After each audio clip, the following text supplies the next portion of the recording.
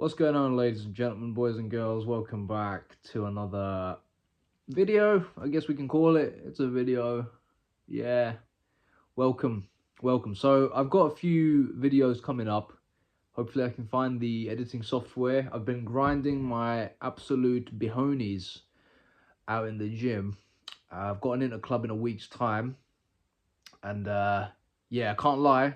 Today I was supposed to go. Tomorrow we've got sparring on, so it's like it's kind of remedied it. I feel like God was a bit nice to me today by saying, look, like you've been in the gym every single day, take it a bit easy today. Because my body's actually absolutely fried. I really wanted to go today, to be honest, but my body just was telling me no, man. I can't lie, I've got the mindset of I don't care. Like, the body could be breaking, it could be dying. If I've said I'm going to do something, I'm going to do it. It was 6 o'clock, 6 a.m. I broke my fast. 6 a.m? 6 p.m, I mean. I was breaking my fast. I started eating. I haven't even eaten anything that much. I ate literally just a few dates. Had a protein shake, had some water, and like the time was just going, man. It was like 7 p.m. now. I usually leave at 7 p.m, but then it was like 7:10 or something because we broke at like 6:30. So I'm just sitting there for like half an hour. And then, like, man, just one little excuse after the next of not going. And then it really hurts afterwards. You just feel like absolute rubbish afterwards. You're just like, man, I know I should have gone. I know I should have done it because the work's beneficial to me, right? Like, I've got my own club in a week's time and the work's beneficial to me. And if I don't go and put in the work, I'm only making it bad for myself. But inshallah, I'll make up for it. It's a week. It's not a lot of time.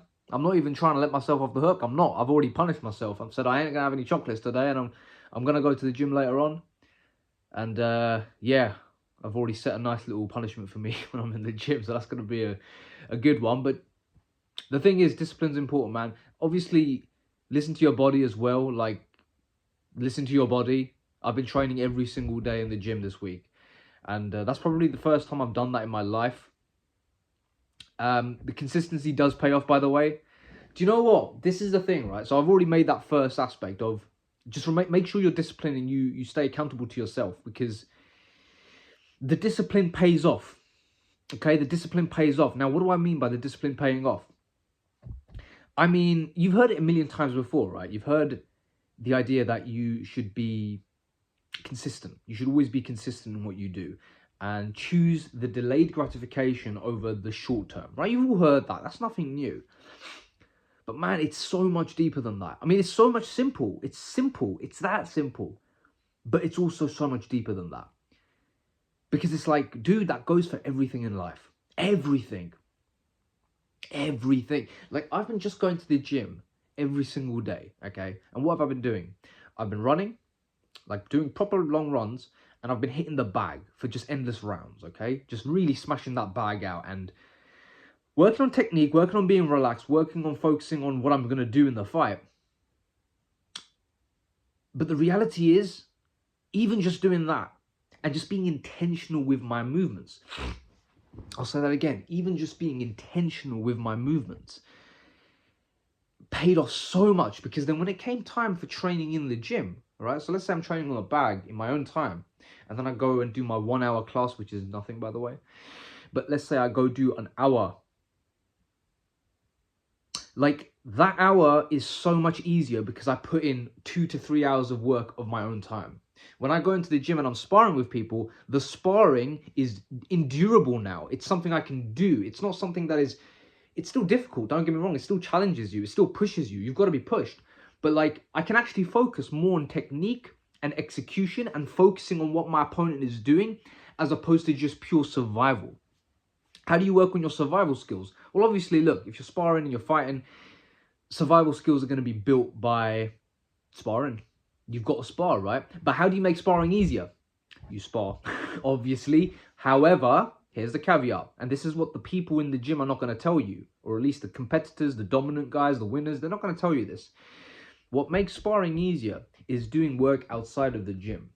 How do you do that? Well, you watch YouTube videos. You can watch YouTube videos about fights, about how fighters think, about what's going through their minds, about how they're visualizing a fight, okay? I asked a few guys in the gym as well, but they're a little bit vague. They're like, I just think of it as a fight, and I'm, thinking about certain things. Like, all right, that's cool, but that's not a lot of information. That's very, very vague. if you go out and you actually study what the fighters, what's going through their minds,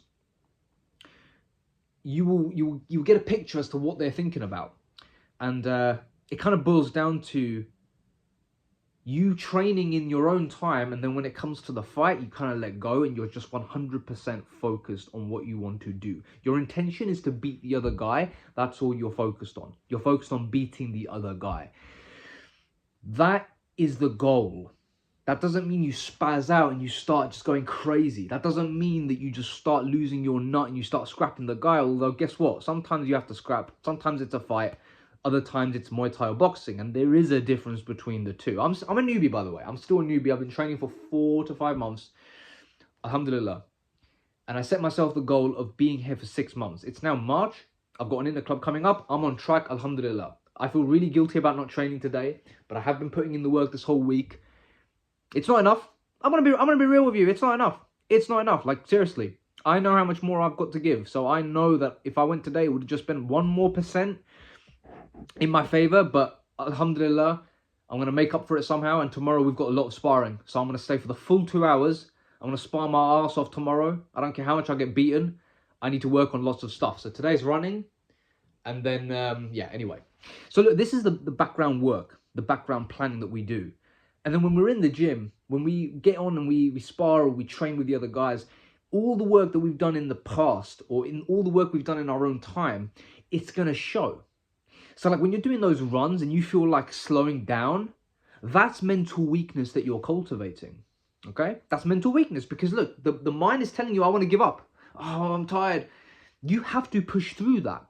Like I said, 1% consistency builds up over time. So if you're mentally weak, it's a habit, brother. It's a habit, okay?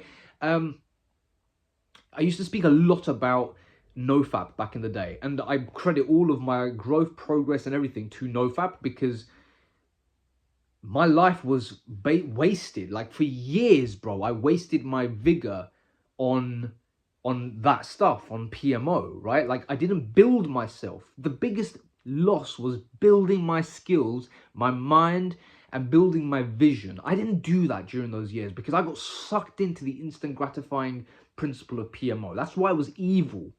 It's truly evil. And I didn't, do you know what? Like, I don't even know what was going through my mind back then. Like, I don't know why I was engaged in it so much. I have no idea. Like, I don't know.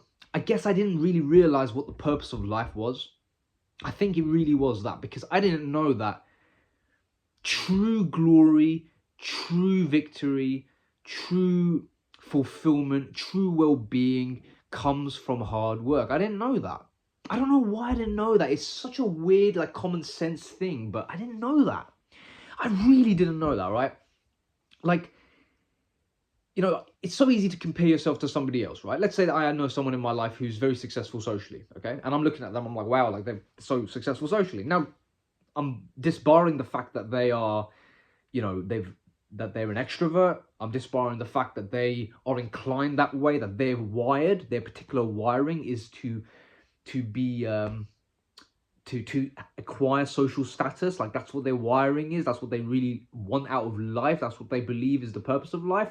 So that's an extrovert. Like they really value their status in society.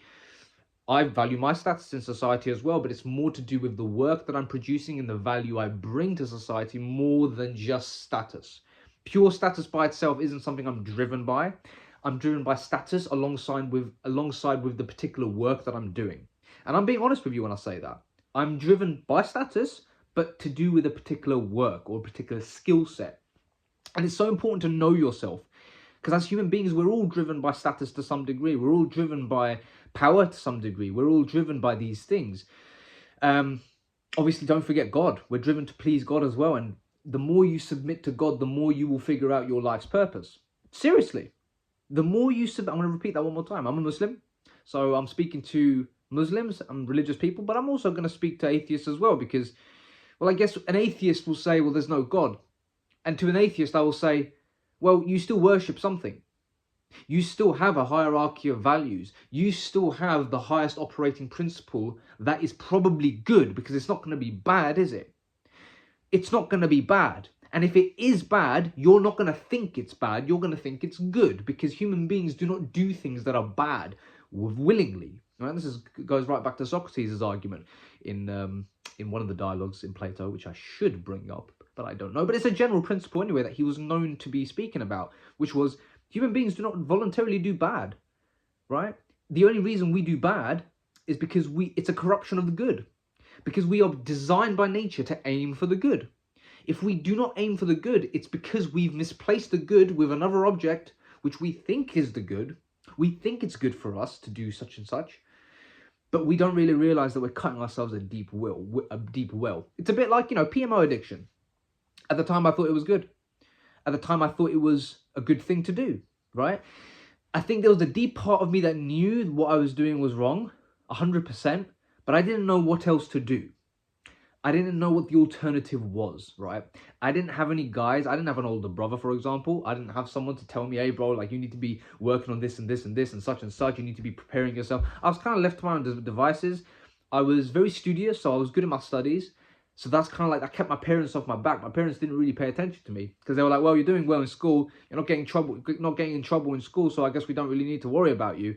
And I say we, it's mainly my mum. She didn't really need to worry about me. And I was so resentful, bro. I was so resentful because I didn't have anyone guiding me in life. I just had me.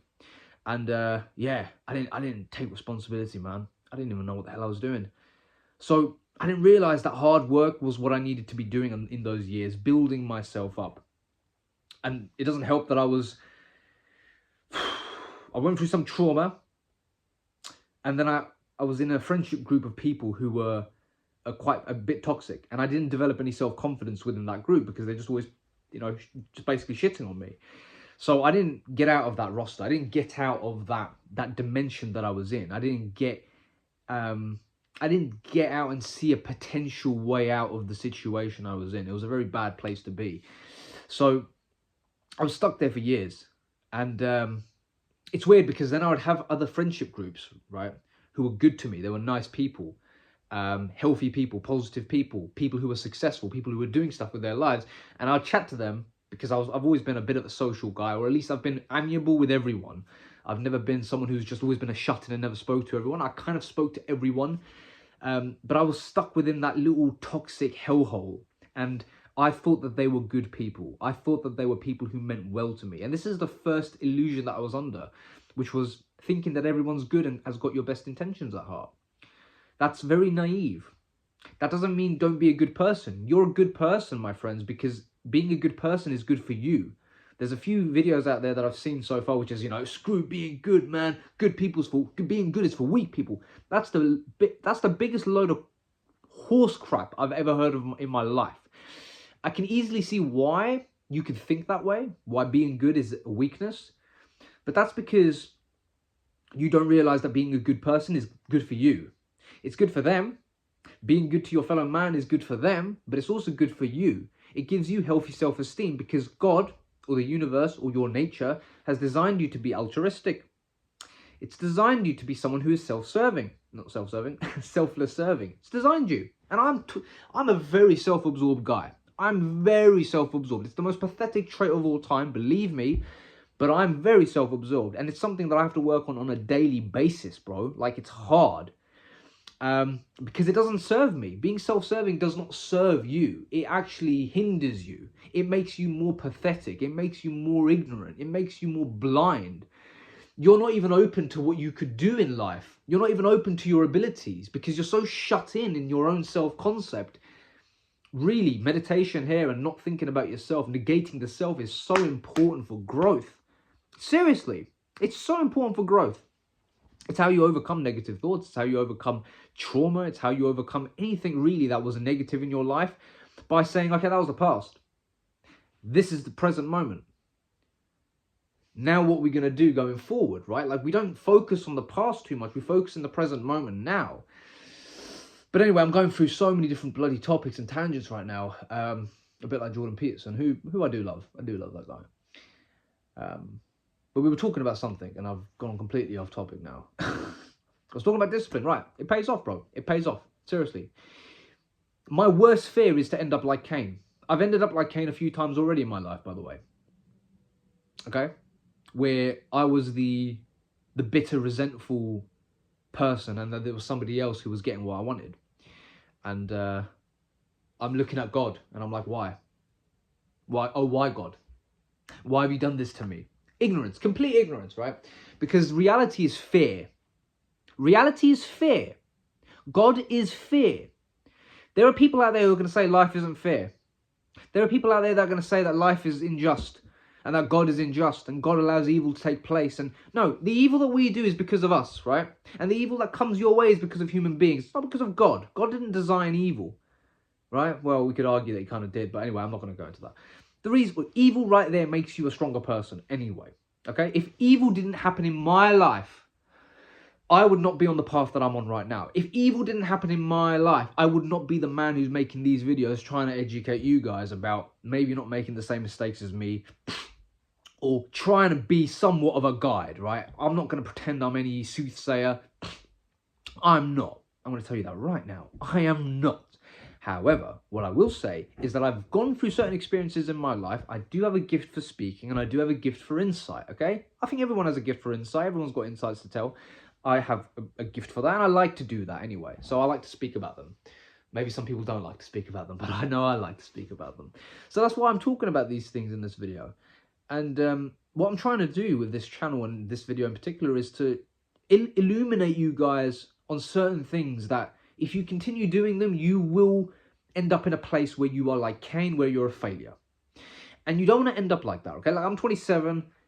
I'm not the oldest, okay? I would love to be in a better position at 27, but I've just decided this year that my life is going to change, God willing, will change dramatically. I've decided this year that it's going to change dramatically. And how is it going to change dramatically? I've got a plan and I'm going to stick to it. That's what, okay? It starts on a daily thing, okay? You are going to make mistakes. But here's the thing. The fruits of discipline will pay off. Why am I saying that? I said that over and over again. Well, look, little tiny example. Just by me running for 4 days in a row, when I was sparring in the gym, when we did some clinch sparring, it felt like nothing. It felt like nothing, man. I wasn't exhausted. I could see everybody else. They were like, ugh, coughing out their stomachs. And I was like, bro, why am I not like this? Like, I'm working. I'm still working hard. I'm pushing. I'm trying to control the guy. But I'm not as exhausted as they are. And this is the thing, right? Well, who was it? Costamato said that, exhaustion makes cowards of us all. It's so true. It's so true. Like, when you're tired in a fight, you just want to give up. You just do, man. Like, I don't care how much of a badass you are. I don't care how strong you are or brave you are or talented or skilled you are. I've seen very, very talented people, when they get tired, that's it. All their skills gone. They can't keep their hands up anymore. Their will's gone, bro. So I'm like, do you know what? You can kill me in the fight, but you're not going to get me because I'm tired. I'm taking what's in my control. You can kill me. You can demolish me. That won't happen. I'll take care of that. But you can do whatever you want. You're not going to get me because I'm tired. And I'm going to be the last man standing. I'm going to be the last man standing. Because I know that I've got it in me to have the stamina of a bloody horse where I will just last forever. I know I've got that ability and I'm developing that right now. And that scares people because when you take a bunch of hits and you're still standing there and it looks like nothing's hit you, brother, that's intimidating as hell. I'm not telling you guys just to get smashed around in the ring. No, please work on your defense, work on your blocks, go to the side.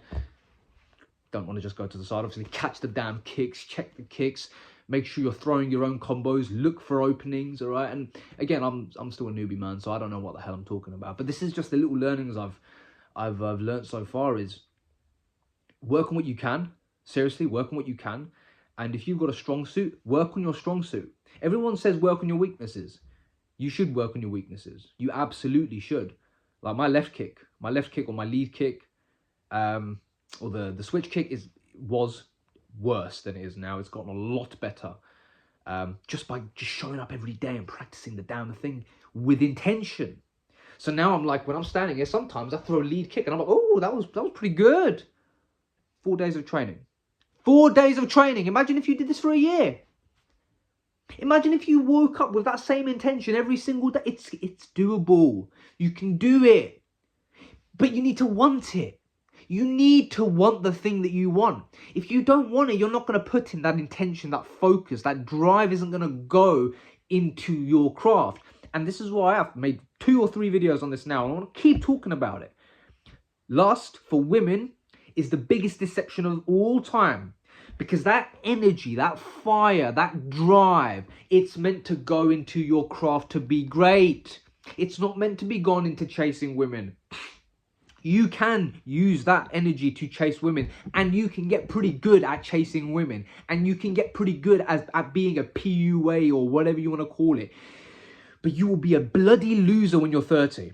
Because what the hell have you made yourself into? You're probably going to be broke. You're probably going to be a massive infant living with your parents or renting some shitty apartment. You're probably going to have a job that you hate. You're probably going to be in a city or a town that you hate. You're just not going to be in a good position in life, okay? So like you can, and I did this, that's why I'm speaking about it. I put my energy into chasing women when I was young. At first, I wasn't disciplined about it, because you still have to be disciplined in doing evil, right? If you want to be successful at evil, you still have to be disciplined. Like, you still have to show up and be like, right, I want my thing. Think of a criminal, right? He's doing evil, but he's disciplined. There's a lot of drive there. He's focused on his task. He's not going to let anything get in his way. So when it came to me chasing women, brother, I treated it like going to the gym. I did. I was like, bro, I'm going to speak to 3 girls today. I'm going to get their numbers. I'm going to speak to 3 girls, 4 girls today. I'm going to get their numbers. I'm going to say a compliment here. I'm going to do this and that. I'm going to try and have a 30-second conversation. I'm going to try and have a 1-minute conversation. I was developing my social skills. I was developing my ability to speak to the opposite gender. And I did that for at least a year before I actually got some concrete results. Mainly because I wasn't very disciplined with it. I was only doing it 3 times a week, which isn't enough.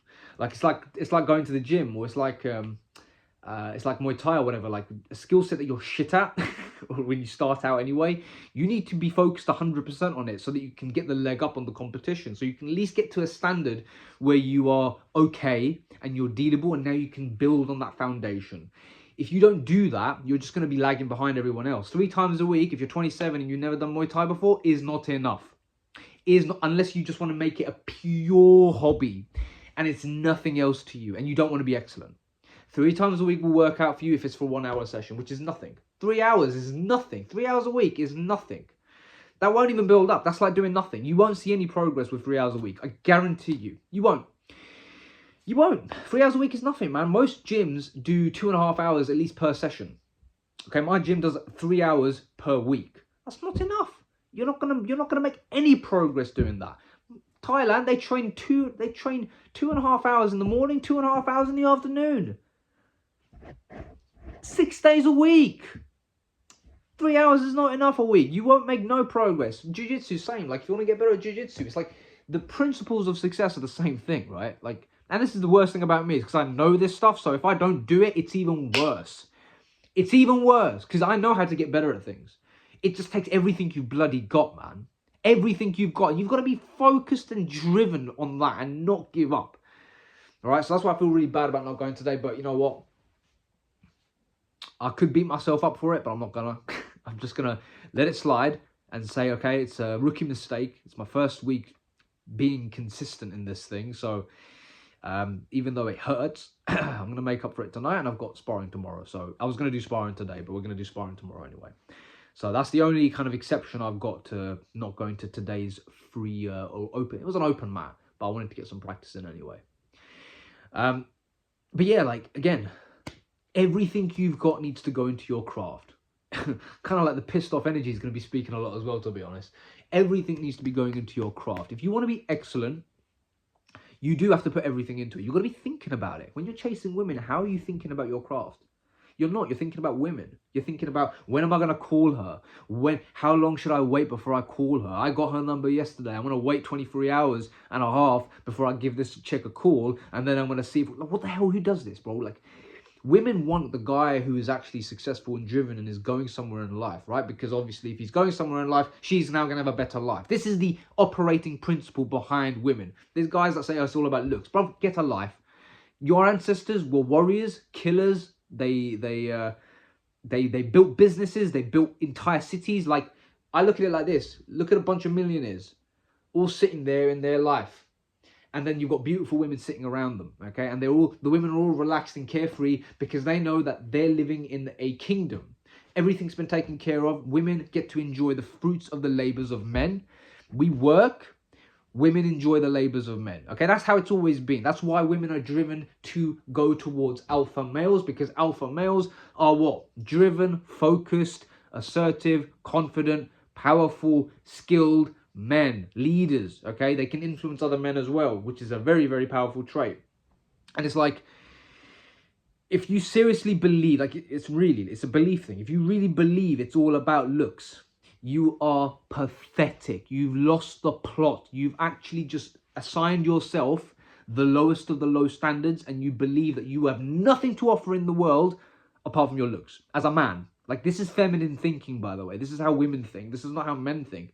Men think, no, my work ethic, the fact that I'm going to dominate, the fact that I'm going to destroy the competition, the fact that I'm going to show up and no one's going to defeat me, the fact that I'm going to go after my goals, I'm going to achieve my goals, I'm going to have a lot to offer the world, and nothing's going to stop me from getting there, and nothing's going to get in my way. That's what a man thinks. A man thinks, brother, when I've got my business, or when I've got this and I've made this much money, or when I've done this, or I've gone to this country, my plans, my goals, my strategy, when it works out, what woman's not going to want me? What woman's not going to be after me? What woman is not going to be, what woman am I not going to be able to benefit with the life that I've built for myself? If you're a broke loser living at home with your parents still in a town that you hate, working a job you hate, what the hell have you got to offer a woman? Oh, I just want a girlfriend. Why does she want to be with you? I've yet to meet a man who's a true broke loser who has a girlfriend or a wife or a fiance. I've yet to meet them. Most men have some kind of drive or some kind of purpose or some kind of future or potential that they are working on at least 100%. And that is the fruit of the labor that then they can offer the chick that's with, because competence equals confidence. Women are attracted to confidence. This is the key, right? Competence equals confidence. And women are attracted to confidence, because what does confidence mean? It means that, hey, this man has something to offer. This man has a skill. This man has an ability. This man has something that he's passionate about, that he's good at, that he's going to provide value with, that I'm going to benefit from, right? On a very biological level. But this is how men and women operate. Does it help if you're good looking? Of course. Does it? Of course. Like, I ain't going to ever say that good looks don't help, bro. Like, of course they bloody matter to some degree. But they're not the end all be all. They're not the end all. But like a man, if he's capable and productive, you need to be capable and productive. And by the way, your self-esteem is also tied to being capable and productive. Because if things are handed to you for free all your life, let's say you're talented and you're good looking, and everything's handed to you for free for your whole life, you're never going to feel the self-esteem of being capable. You're never going to feel the self-esteem of being a man who's like, you know what, I achieved something, man, I'm proud. You're never going to get that feeling of achievement, that feeling of success, that feeling of victory. You won't get that. You will look at yourself in the mirror and be like, bro, this was like, all right, I got a cheat code in life, cool. Very few people, by the way, have that cheat code. Very few people, like the talented people, the good-looking people, the people who were given all the money from birth, the people who just had a head start in life or whatever. That's a very, very, very small percentage of the world. Tiny percentage. The majority of empires, the majority of kingdoms, the majority of successful millionaires, most of them at some point in their history had a man or a woman that worked their butt off to get to where they are, because they were driven by something inside them that said, I am not going to give up until I meet my objective. I'm not going to rest until I get my objective. This is how men and conquerors think. Our generation doesn't think this way because we're just weak, we're pathetic, we don't have no drive, because the drive has been replaced by pleasure and comfort. You need to suffer. You need to be deprived. You need to be hungry for success. Otherwise, you're not going to go after it. Brother, if everything's provided for you, like, I'm going to even put it this way. I'll just flip on his head and say, do you know what? If you hate your job, which you should, because it's probably terrible. If you hate the people you're around, that's a bit of a questionable one, but let's say they're just not very good people to have around you. Let's just say that. They're not the best people you could have around you. Okay, so there's that. Let's say you're not entirely skilled, or at least you could do a lot more when it comes to the skill set that you're trying to develop, okay? Which, could be a multitude of things, it could be many things, but let's just say there's skill sets that you want to be working on. Let's say that, you don't have the money that you want, you don't have the business that you want, you don't have freedom and independence, which is what you want. At least as a man, that's what I want, okay? Like, I'll be real with you, bro. The only time I actually got girls was when I was independent and doing my own thing in life. But the moment I moved into my mum's house, bro, I became an absolute loser.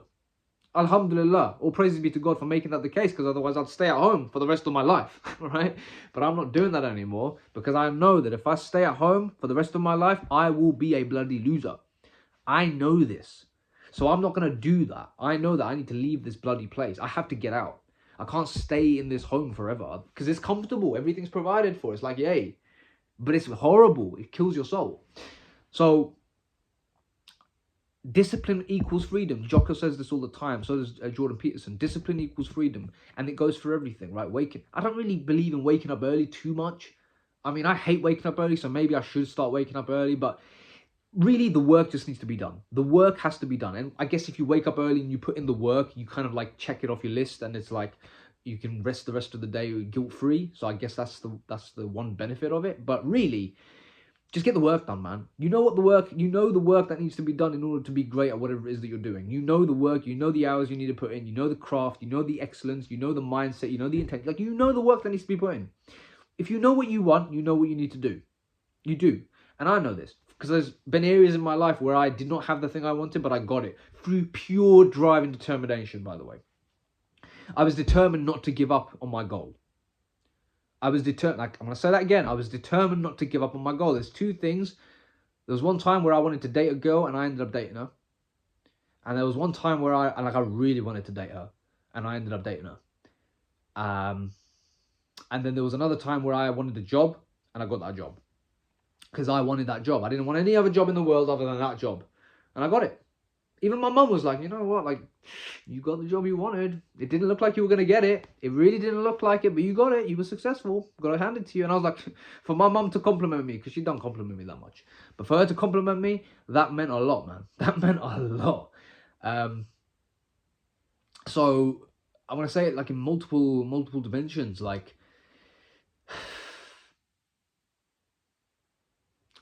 figure out what you want in life. That is going to take a lot of time. I really think you should submit yourself to God for that. But figure out what you want in life. Sit down, really meditate on that. Think about what you want in life. As you're thinking about what you want in life, the visions will come to you from God, inshallah. And as they come to you, get to work on them. I've got a few that have come to mind. And one discipline is moving to another discipline, right? There's a girl that works, that trains at the club, and she said this yesterday. We were having a mini conversation, and she says that, and this is why I love fighters, man, because fighters are the best people in the world, seriously. They really are. They really are the best people in the world, and I'm proud. I'm not a fighter yet, because I've not had a fight, but I'm having an interclub, so I guess I could say I'm an interclubber. They are truly the best, because this woman, she says that, you know, when you're disciplined in one area in your life, you become disciplined in all areas of your life, and it's so true. It's so true. That's why Islam is the best religion, because Islam teaches discipline. It teaches you pray on the right time. You pray at the right time. I just look at the clock. I just want to see if there's prayer time or not. You pray at the right time. You break your fast at the right time. You do your wuzu, your cleaning rituals correctly. Everything's done to a correct standard. You hold yourself to high standards. This is why Islam is the religion of excellence. Islam really is the religion of excellence and perfection, man. And purity, because it trains you to be perfect in all areas of your life. And of course we fail. We fail every day, bro. We fail every day. But if we are disciplined in the outer life, we will be disciplined in the inner life. And the inner life, when we discipline and get that under control, that's how we meet our creator. That's how we meet him, man. And that's the best meeting you're ever going to ask for in life. There's nothing that's going to compare to the meeting of your creator. Nothing. So anyway, I've spoken for 30 minutes. I'm tired as hell now. I need to get some food in me. I'm going to watch a few Muslim videos, Islamic videos, and then I'm going to go to the gym. I've got work out to do, even though my body is absolutely burned. I'm still just going to do something, do a 30-minute jog, hit the bag, do a mini gym workout, come home, relax, get ready for tomorrow. Got more work to be putting in. So yeah, hope you enjoyed the video. Hope you found it useful. Hope you found it good. I will see you soon, okay? And listen to what I said, because I'm working on what I'm doing. There was a guy who commented on one of my videos. He was like, bro, you're not accountable on what you're doing.